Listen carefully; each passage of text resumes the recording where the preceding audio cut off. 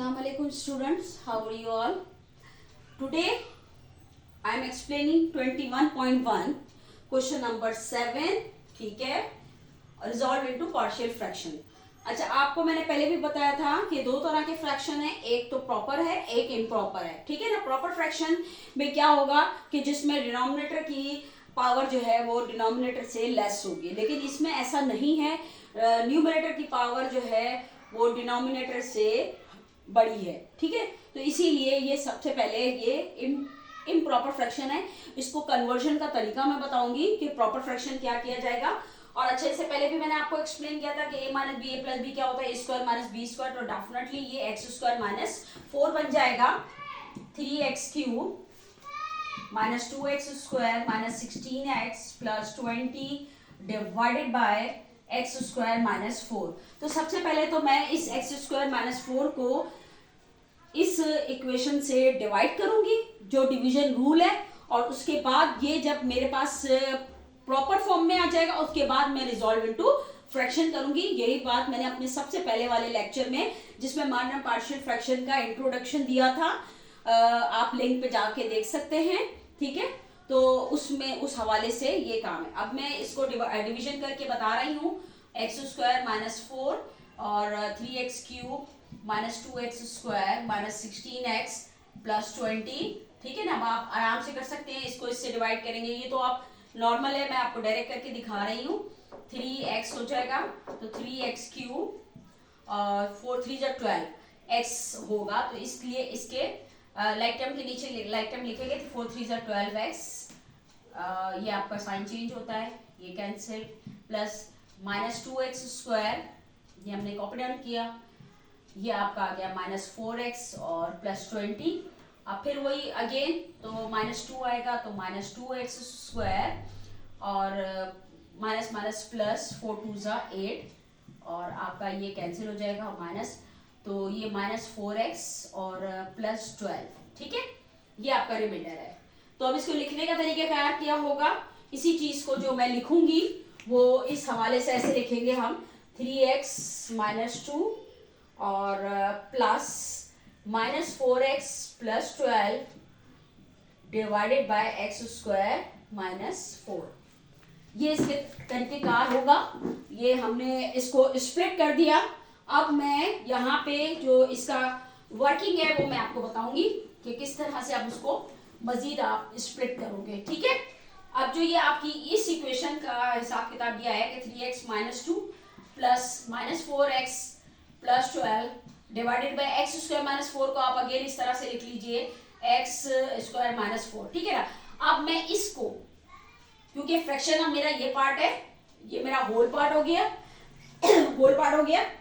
इस fraction part को अब मैंने मजीद स्प्लिट करना है. ठीक है ना. तो माइनस 4x और प्लस 12 वो इसी तरह से फिर मैं ब्रेक करके लिख दूंगी ताकि मुझे आसानी हो.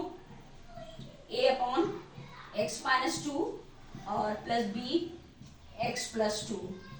अच्छा, अब आप देख लीजिए कि लीनियर इक्वेशन जो है x प्लस 2 एक्स माइनस 2 है, ये लीनियर बन गई है. ठीक है ना.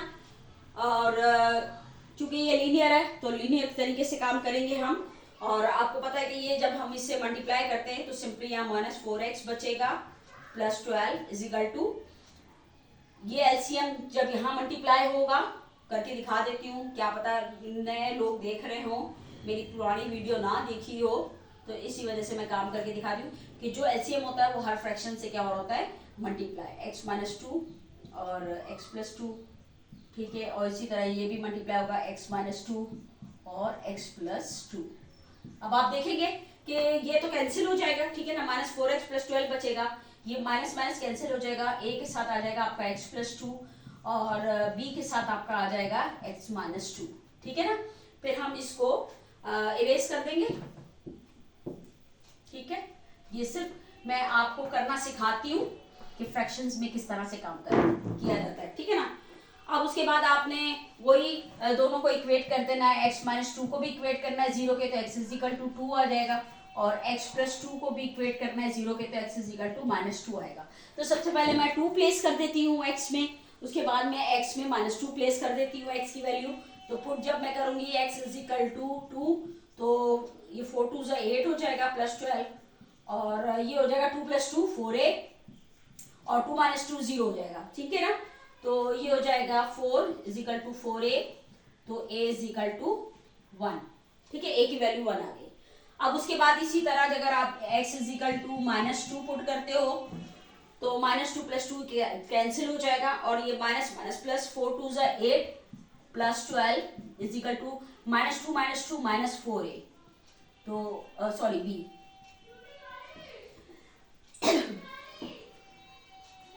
b हो जाएगा, तो b की वैल्यू आ जाएगी -5, ठीक है ना। ये 20 हो जाएगा, 4 5 = 20। अब इसको लिखने का तरीका क्या है कि ये जो मेरी इक्वेशन है ये किस में स्प्लिट हुई थी, बेसिकली मैं इसको यहां लिख देती हूँ, ठीक है ना। 3x³ - 2x² - 16x + 20 divided bye x² - 4 = 3x - 2 मेरा वो पार्ट था फ्रैक्शनल पार्ट, फिर प्लस इसी को मैंने जब स्प्लिट किया था तो a की वैल्यू 1 आई है अपॉन x - 2, फिर b की वैल्यू आई है -5 अपॉन b के नीचे क्या है x + 2। तो ये आप देख सकते हैं कि ये पूरी इक्वेशन पार्शियल फ्रैक्शन में किस तरह से स्प्लिट हुई है।